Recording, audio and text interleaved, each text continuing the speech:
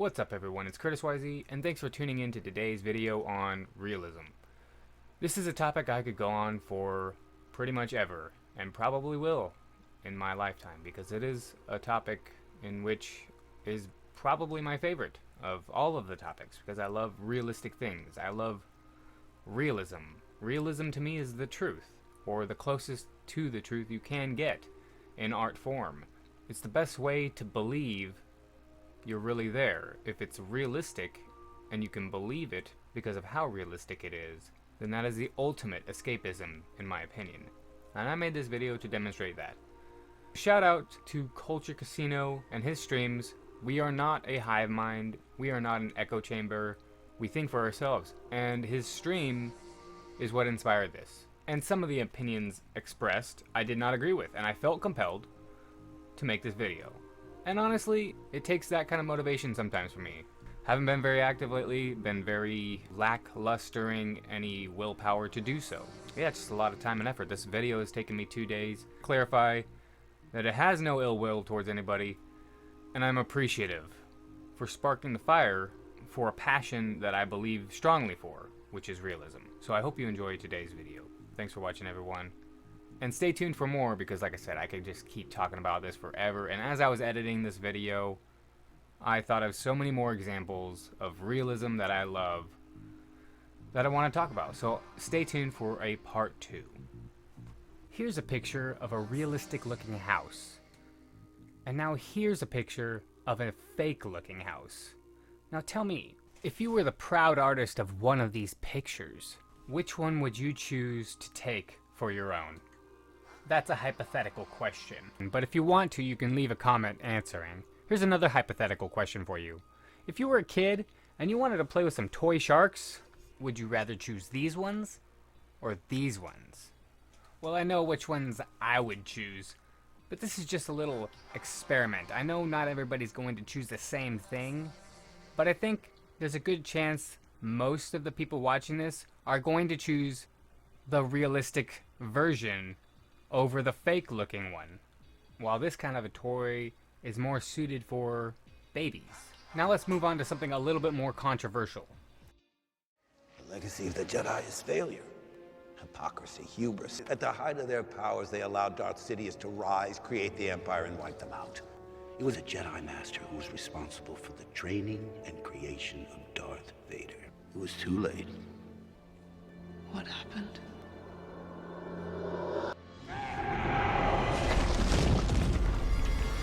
Now class, does anybody know why that's considered unrealistic? Because it goes completely against Luke Skywalker's character and destroys it. Sometimes being realistic means following the established lore that the story has established. In this case, episodes 1 through 6. Even the expanded universe is a great example.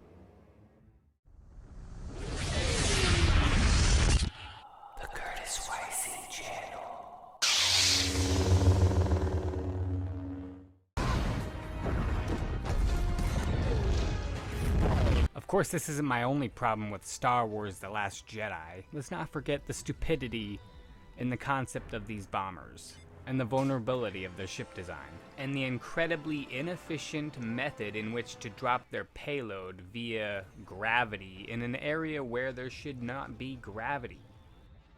Space. Whether or not you rationalize this in the form of there was gravity on the ship, it's still an unrealistic design. Inefficient in terms of usage. Unrealistic in any universe. Did you catch anything that looked a little weird there? Here, I slowed it down for you. Those are lasers that are being affected by zero gravity in space. Being pulled down by the zero gravity. Okay, normally projectiles fall because of gravity. There is no gravity in space. Why are these projectiles falling? Falling downward, as if gravity is pulling them down. That's not correct. That's not realistic. And it immediately took me out of the movie. I doubt most people would consider Lord of the Rings, The Fellowship of the Ring, a realistic movie. But on the contrary, I found it, for that very reason, my favorite out of the Lord of the Rings because it is so realistic. It feels so grounded. Very much like You believe the rules that have been set up in the universe.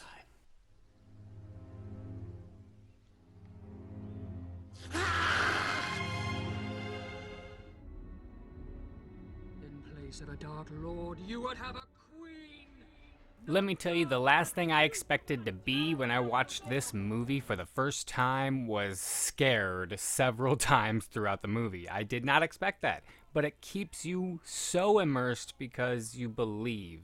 When you're scared, you get an adrenaline rush, you feel that sense of urgency, and why is that realistic? Because life is scary. Life is not all hunky-dory. Life can be horrific. It can be, which is why a movie that scares you, keeps you on your toes, keeps you immersed. Scary, intense moments can add tremendously to the feel of realism in a story, or any medium for that matter. This scene feels realistic. It's not that it is realistic, it just feels realistic.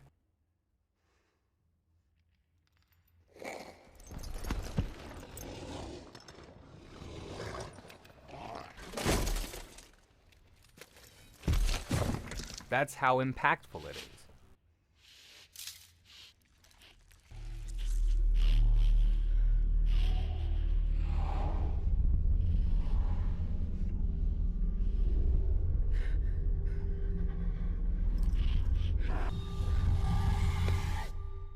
That's how important it is for your movie to be believable. Oh, there's a Batman.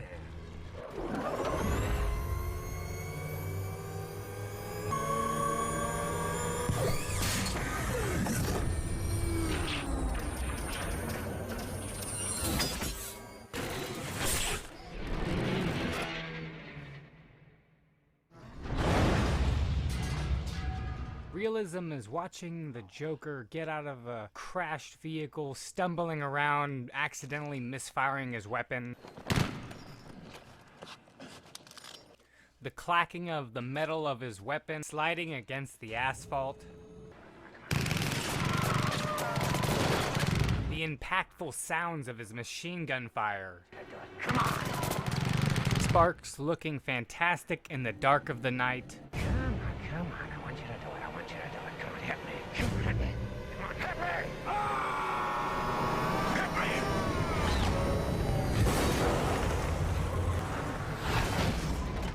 Very impactful. Now compare that to this.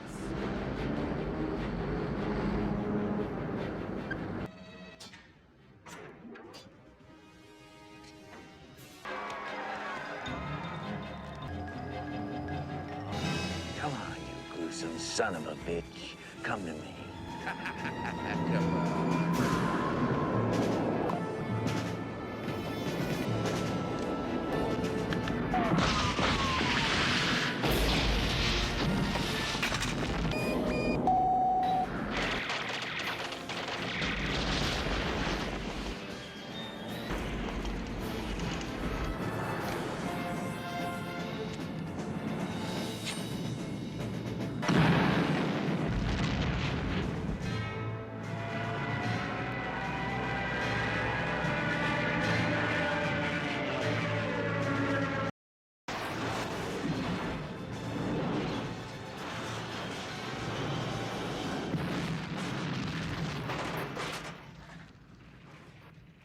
Now, don't get me wrong, I love both of these scenes, but one is clearly more realistic and grounded.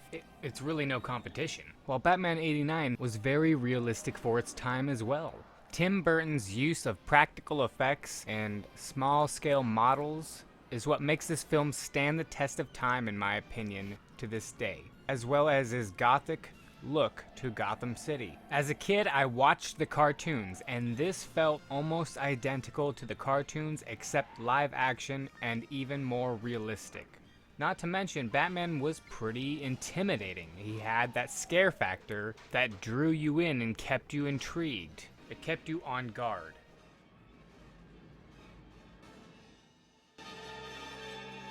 Let's take a look at what kind of Batman content we had before this.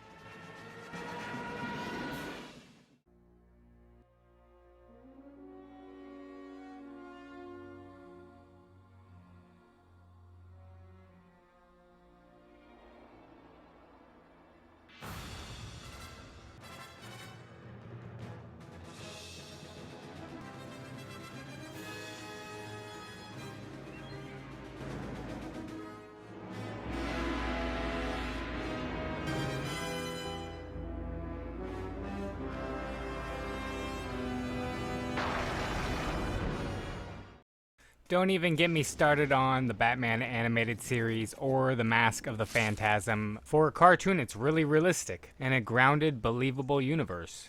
You can understand that, can't you? Some people consider this the best Batman movie of all time, and I totally get why. It's really good. Let's go back even further in time. Please.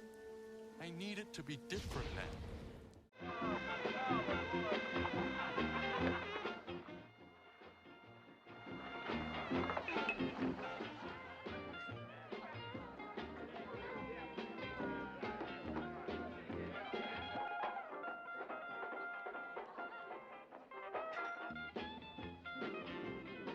It's nothing. It's...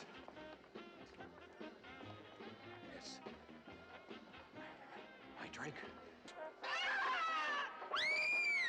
Look, I know it has its place in history and it's classic, and rest in peace Adam West.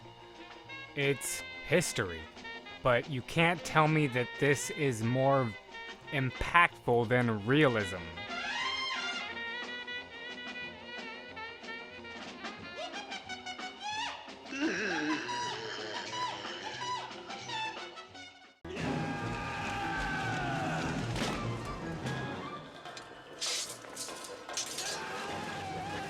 Just because something's realistic doesn't mean something's quote-unquote real. Realism is visually impactful and dangerous, but our hero shows us how to face that danger head-on.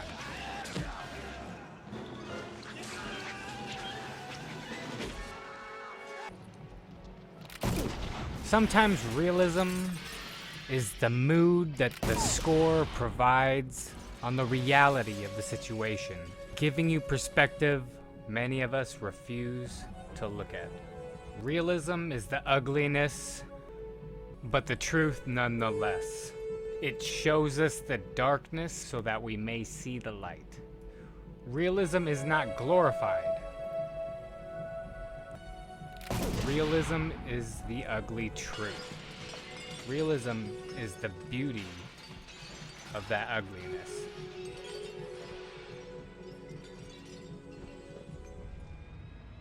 Realism is believable. It has the power to sweep you off your feet, put you in a speeder, and take off to the skies.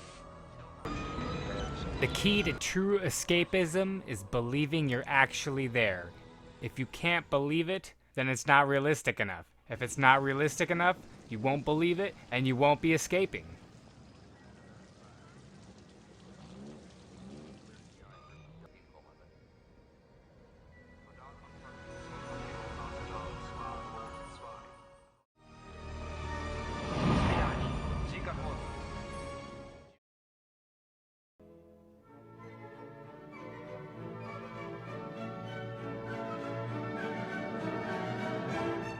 Realism isn't afraid to take its time and show how realistic it can be. All for the sake of immersion and feeling like you're really there.